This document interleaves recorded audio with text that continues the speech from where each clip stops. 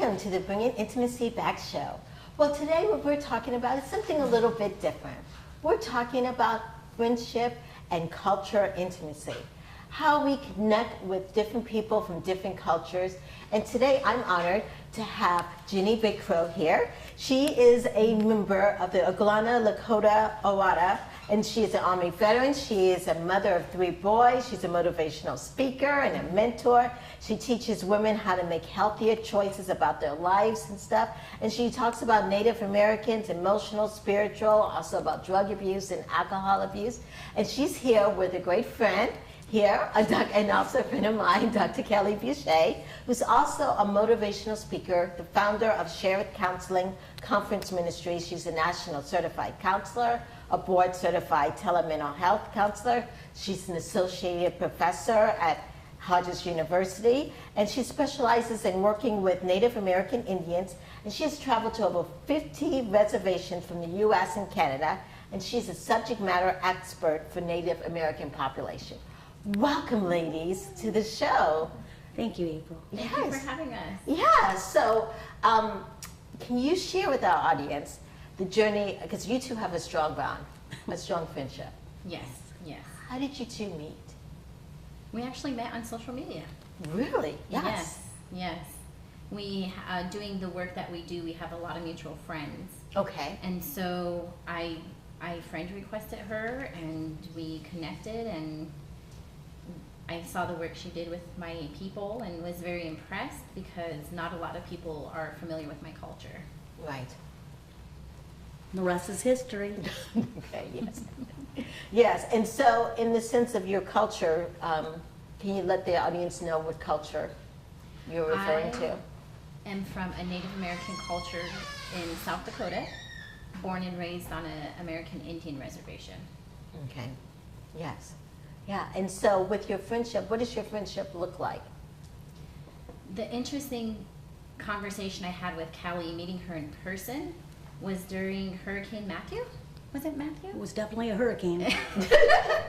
It was a hurricane, and I live up the road in about 2 hours west of her. Okay. East of her, I mean. And the hurricane was coming, and she called me and she said, Jenny, I believe God wants you to come over to where I live on this side of town. You know, he uses people. So it was my first hurricane, and I was scared, and I had my boys and my sister, and so we got in our car and we drove. Right. To actually meet her, and we got to spend 4 days with her. I just thought being from the plains Right. and then being out here in Southwest Florida, that the very first hurricane would just be, and plus it was supposed to be extremely horrific. Mm-hmm. So I said, bring your family, bring your neighbors, bring your dogs if you have them, and come be safe. And I had not met her before that day. Wow, wow. And then you guys created this intimate connection. Yes. What really opened me up to feeling safe with Callie is when I walked into her home, I looked at her mind map. She had a mind map on the wall, which I thought was really interesting. And I thought, wow, the things that I teach and the things that I educate people on, she has words for them. And she understands it. And I'm like, that's so cool. And ever since then, I drew myself to her because of the knowledge she has. Okay. Yes. The mind map was actually my dissertation. Okay. So my research questions were all on the wall that I had written in Sharpie, and how historical trauma impacts communication within the counseling setting. And so all of the research questions were written on the wall, and then what happened within the Native American culture as a result of, all, let's say, genocide, the loss of land, loss of culture, loss of language. And it was amazing seeing her standing there in front of it. And while I was working on my dissertation, she read it, and she said, that makes sense. And that, to me, was more important than even my committee saying Yes. it made sense to them. Oh, good, wonderful, yes. And so with this intimate connection, which we call intimacy, and how do you guys define intimacy? Intimacy is, well, we know that it's about building a rapport, and the Right. definition, it's a noun, and it just sounds like, well, okay, some people say that it's about a sexual thing, and or it can be about a friendship. Right. It can also be about a rapport, and even within an environment, if you walk in a restaurant, it could be comfortable. and it's cozy and it's intimate. And for me, intimacy within friendship, specifically with Jenny, is understanding one another and getting one another and being willing to learn about somebody else and their culture and their history. For me, intimacy is feeling safe. I feel like intimacy is building like rapport and just opening up ourselves to somebody and being able to identify with what their with what they're struggling in. Maybe it's emotional, spiritual, but having a connection, a deep connection that goes further than the just average, hey, how are you? Right. You know, it's a, wow, that person walked through that. That's interesting. And just feeling safe. I think intimacy for me is safe. Wow, powerful. Well, these two ladies have such a powerful friendship and an intimate connection. And we're going to take a short break. When we come back, we're going to get to learn more about their friendship and their connection, but also about learning about different cultures and being intimate with others from different cultures and being connected.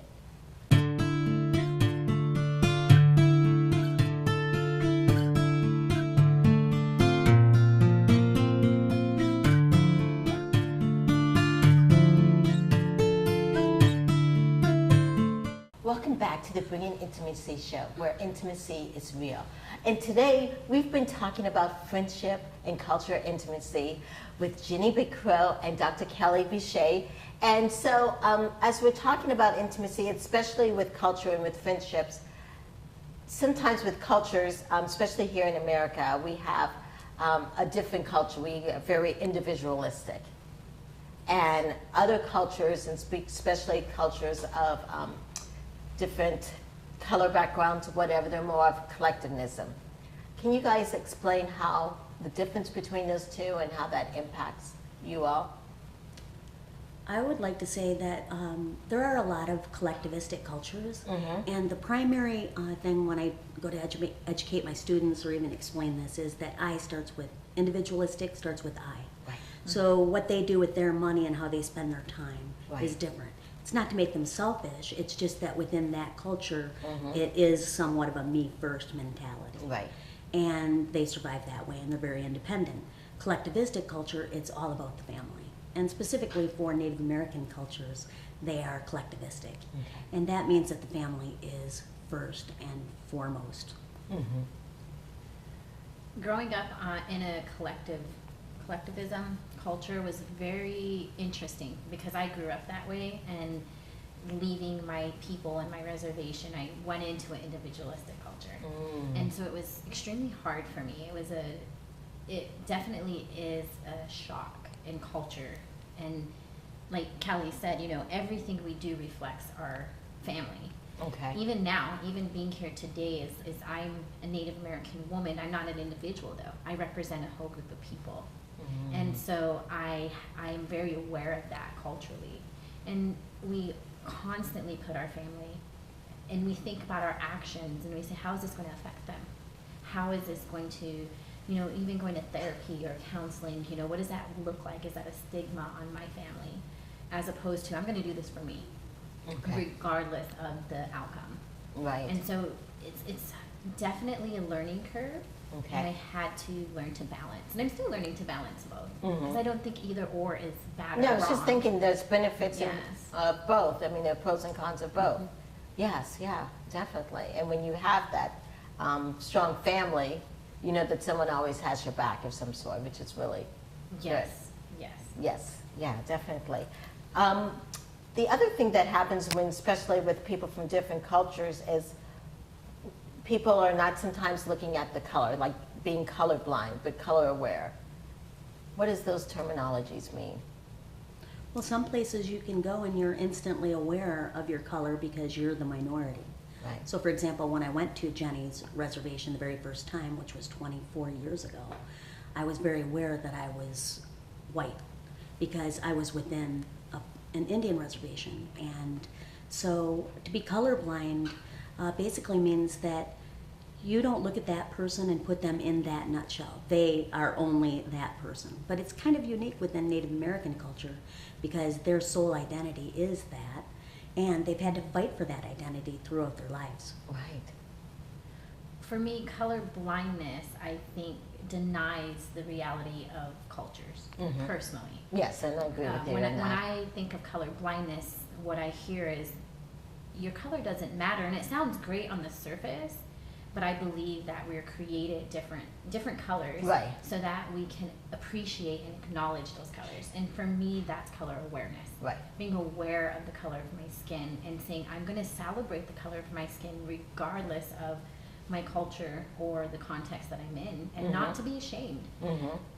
We look at a box of crayons, and they're all different colors, and we look at that beauty, and we can celebrate that, and Right. we get to pick, and we get to choose what colors we're going to use.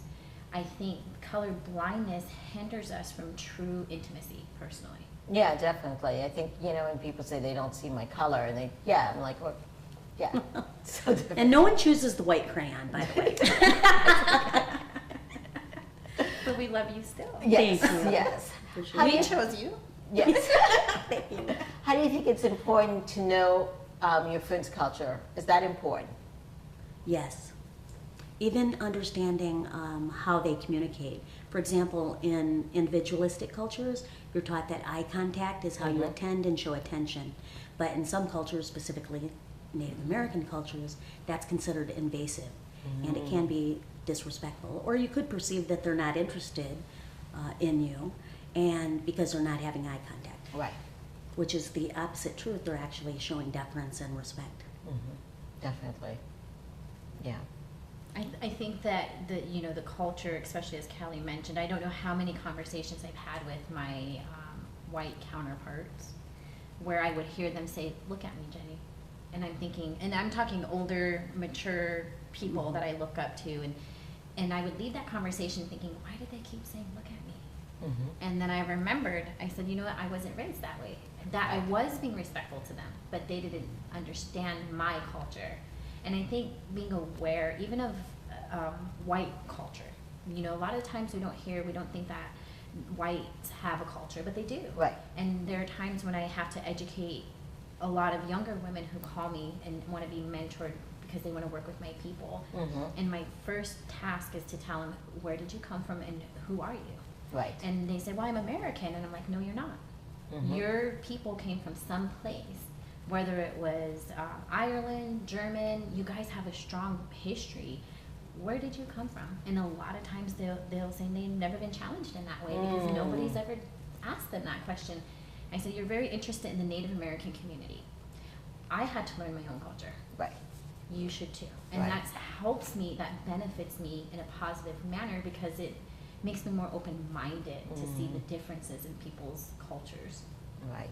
And so definitely what you're saying, knowing someone else's culture, but also knowing your own culture is very important in building that connection and creating a strong connection in friendship or meeting or communicating or talking with other people from different cultures. And so that's wonderful information. We're going to take a short break, and then we come back. We're going to learn some tips on how to increase our cultural awareness and dealing with and developing friendship with people from different cultures.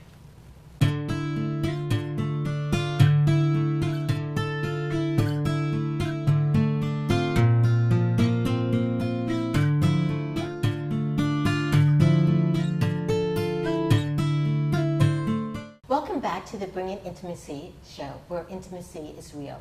And today what we've been talking about is culture and friendship, and that friendship, intimacy, and meeting with people from different cultures and having that strong bond.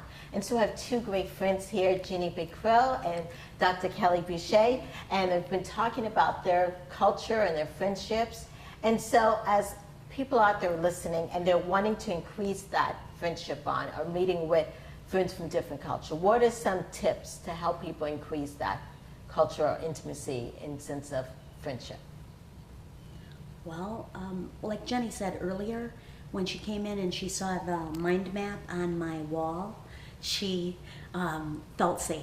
Yes. So in order to have intimacy with somebody, you really need to feel safe and also understand who they are. And so she felt safe because she read on my wall my mind map that made sense of something and said, wow, okay, this person gets me. Right. nothing can be more unsafe than somebody that makes you feel different and awkward. So intimacy really, I think, is built upon building rapport, making someone feel safe and getting to know them. It's all Yes. about getting to know someone to be intimate. Right, and I think what Ginny did with you is she asked you questions. Yes, she did. Yes, and I think that is one of the great things is when you're meeting with someone from a different culture to ask questions. Yes. Yes. I 100% agree. And I think not being afraid to educate yourself in Okay. the history of a group of people. Mhm. I think understanding the norms and the culture and the customs is very enlightening. Yes. Because you don't do something one way doesn't mean it's wrong when Mhm. another person does it that way. Or you may not, you can learn to agree to disagree. Right. And I think educating yourself and not being afraid to learn about, the African culture. Mhm. And even in the African culture, they have tribes among Right. those cultures. So just like in the Native American culture, I know that there's over 500 different tribes in America. Wow. And I get intimidated going to another reservation or Mhm. another Native American community because they have a different culture. We may look the same in color, Right. but I also have to educate myself on who am I going to speak to, who is my audience, who am I trying to build intimacy with, because I think at the end of the day in building friendships and challenging people to become closer, for me is saying who are you, Mhm. and not being afraid to answer those questions, ask those questions and answer those questions. Yeah, definitely. And I like how you put that, and also that you both have engaged in each other's culture. You've went through it and experienced some of it. And she didn't just hold me responsible for everything that everybody within my culture, the white man in the history, Oh, yes. responsible. She said, I'm going to get to know her personally. She didn't Yes. put me in that same basket, if you will. She said, okay, I know what happened, you know what happened, Right. and I'm going to build a relationship with you, and I'm so glad that you did, Jenny. Right. It's that sometimes those preconceived assumptions or stereotypes Yes. of certain people in certain cultures, Yes. Well, I feel like in order to have intimacy with a person or a group of people, you have to be willing to acknowledge the hurt and the trauma and the pain. But the question is, where do we go from here? How do we become intimate? How do we join our differences or our lifestyles and watch each other succeed? Because I think at the end of the day, friendships and intimacy is about watching your fellow human Right. become better. Mm-hmm. And in order to become better, you have to challenge people, and you will be challenged. I think that's probably the hardest thing of all of this is really looking at myself Mm-hmm. and asking myself, where do I fit in this, in the intimacy portion? Yeah, and I love how you just put that inner intimate connection with a friend or with whomever, that you challenge that person to be a better person, and and that they challenge you. Yes. Yes. Yeah, great. Yes. So through your friendship, what things have increased since then? So it's been a long friendship. I actually was in Pine Ridge, so I had met her months before, maybe 6 months, and then she was doing a speaking engagement on Okay. Pine Ridge, and I was in Pine Ridge, and this is in South Dakota, and I went and I heard her speak to a group of youth, and it was so encouraging, and to hear her speak and to hear her heart, I was so proud, Mm-hmm. just so proud of you, Jenny, and so I can really see great things with her. She has a beautiful heart, and what she wants to do to educate people on her culture, to help them have a better helping hand to those individuals is just spectacular. Oh, thank you. So Mhm. true. I think for me, watching Callie become a doctor is an amazing journey. Yes, because I got to it get was. back and I would be like, wow, I know the work and the effort she put into that, and it wasn't, you don't wake up and you're a doctor. You do years and years of work, and I appreciate that, and the fact that you minister and work with the Native community and you are willing to engage. I think for me that is amazing to watch, and just to say, hey, you know what, let's use our giftedness and our cultures and our history and our friendship to just be a team and challenge other people. That's the goal. Yes. Have you guys had anyone in your culture look down on this friendship, or say maybe? Yes. You have? Well, I don't know if looking Down, but I mean some kind of, yeah, they haven't Um, supported it as much, or, you know. It's an awkward. When I went back to my reservation, I had this really big dinner, and I'm talking, I have 7 siblings. Okay. And so when we get together, we're talking at least 50 people. Ooh. And we're just talking nephews, nieces, and grandkids, and siblings. Collectivistic. Yes. That's it. Right. So Kelly came, and we don't bring a lot of white people to our shindigs. But she fit right in. Yeah. My family actually still talks about her. Even when I was back on this trip, they were asking about you. Oh. She really left a positive impression on them. Mhm. And sometimes it's so hard to even get to that place of allowing our people, my people, to be who we are and feeling comfortable and safe. And she was very outgoing. She had people laughing. And I'm sure she was nervous because there was a lot of us, but she left an impression. It was an honor because I knew how rare it was. Yes, yes. And I wanted to meet your family. Oh, good. So, Dr. Kelly, if people out there are listening and they want to connect with you, what's the best way? for them Via to- email, drkellybushay@gmail.com. Okay, and do you want to spell it out for them? Yes, Kelly with a Y and Bushey. Okay. drkellybushay@gmail.com. Awesome. And so for Ginny? Email is the best form of communication, and that is jennybigcrow@gmail.com, and that's JENNY, B as in boy, IGCROW @gmail.com. Awesome. Well, thank you guys so much for being on the show. And this has been the Bringing Intimacy Back show.